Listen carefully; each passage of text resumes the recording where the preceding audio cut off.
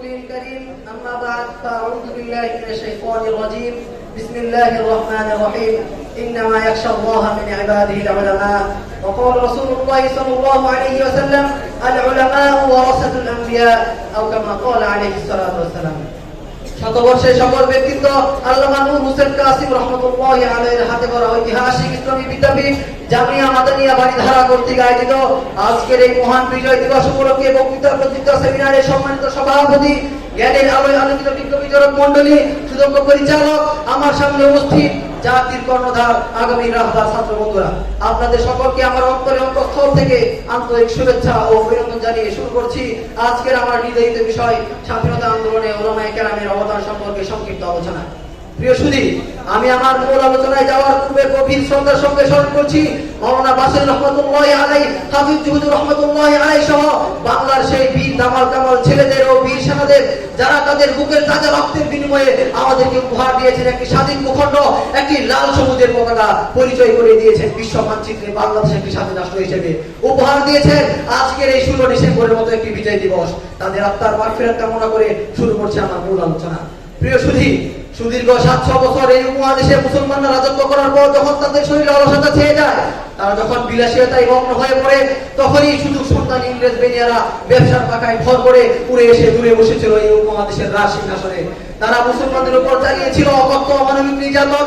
তারা মুসলমানদের শত শত মসজিদকে গির্জায় পরিণত করেছিল, অর্থনৈতিকভাবে মুসলমানদের পঙ্গু করে তুলেছিল, রাজনৈতিকভাবে মুসলমানদের কোনো অধিকার দেওয়া হতো না।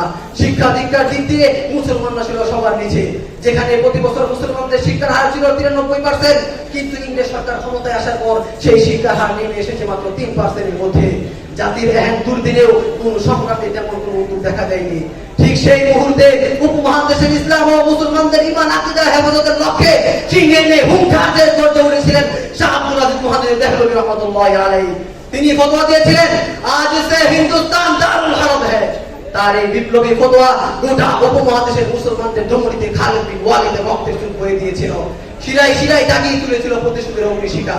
তার এই ফতোয়া সূত্র ধরে সৈয়দ আহমদ বেরলভী রহমাতুল্লাহি আলাইহি, শাহ ইসমাইল শহীদ রহমাতুল্লাহি আলাইহির দুর্বার গণ আন্দোলনের মাধ্যমে কায়েম হয়েছিল 1831 সালে ঐতিহাসিক সেই বালাগনের প্রান্তর, এবং হাজী আব্দুল মুহাজির মক্কি রহমাতুল্লাহি আলাইহির নেতৃত্বে গঠিত ঐতিহাসিক সেই সিপাহী বিপ্লব, যা ইতিহাসের পাতায় সোনালী অধ্যায় হিসেবে প্রসিদ্ধি লাভ করেছে।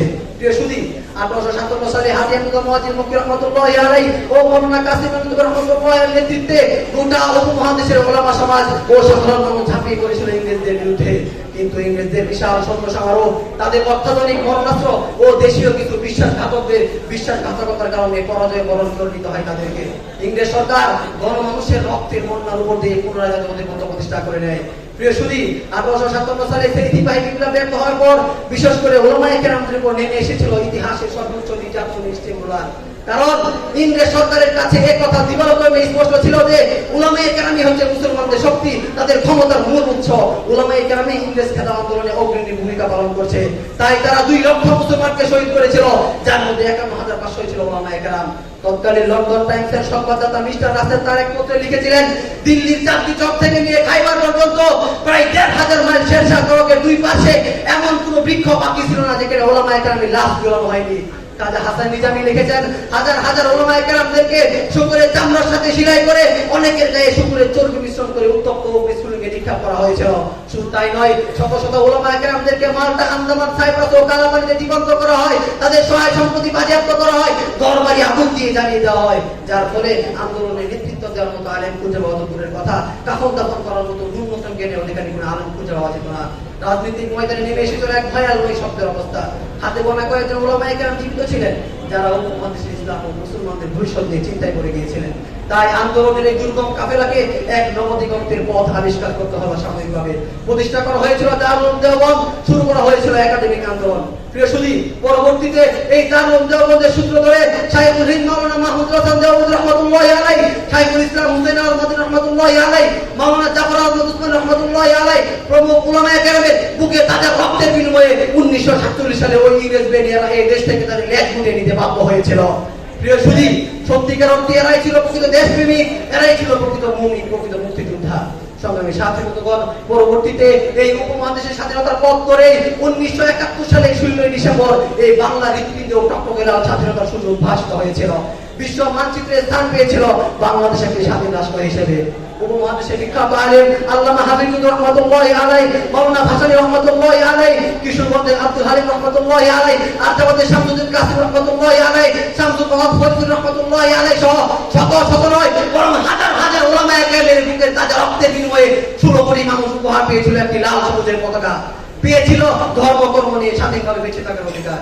প্রিয় সুধী, তাদের মুক্তিযুদ্ধের চেতনা ছিল দেশকে গোলামীর জিঞ্জিরাবদ্ধ থেকে মুক্ত করে স্বাধীন করার। তাদের মুক্তিযুদ্ধের চেতনা ছিল পরাধীনতার শৃঙ্খল চূর্ণ বিচূর্ণ করে স্বাধীনতার হেলা নিঃশ্বাস উদ্দিন করার। তাদের মুক্তিযুদ্ধের চেতনা ছিল আদর্শ সমাজ গঠন করার। কিন্তু ভাগ্যের নির্মম পরিহাস, আজ বাংলাদেশের মুক্তিযুদ্ধের চেতনা হচ্ছে ধর্ম নিরপেক্ষতার ধোঁয়া তুলে ধর্মহীন শিক্ষানীতি বাস্তবায়ন করা। আজ বাংলাদেশের মুক্তিযুদ্ধের চেতনা হচ্ছে গণতন্ত্রের নাম নিয়ে বারবার ক্ষমতার মস্তক দখল করে রাখা। আজ বাংলাদেশের মুক্তিযুদ্ধের চেতনা হচ্ছে নিজের ক্ষমতাকে টিকে রাখার লক্ষ্যে শত শত উলামায়ে কেরামদেরকে জেলখানায় সেই কালো কুঠিরে আবদ্ধ করে রাখা। আজ বাংলাদেশের মুক্তিযুদ্ধের চেতনা হচ্ছে ওই ভারত আমেরিকাদের দালালি করা। পরিশেষে আমি বলতে চাই, স্বাধীনতা কোনো আপনার পৈতৃক সম্পত্তি নয়, স্বাধীনতা হচ্ছে আমাদের জন্মগত অধিকার। স্বাধীনতার জন্য 1971 সালে রাজপথ রক্তে রঞ্জিত হয়েছে।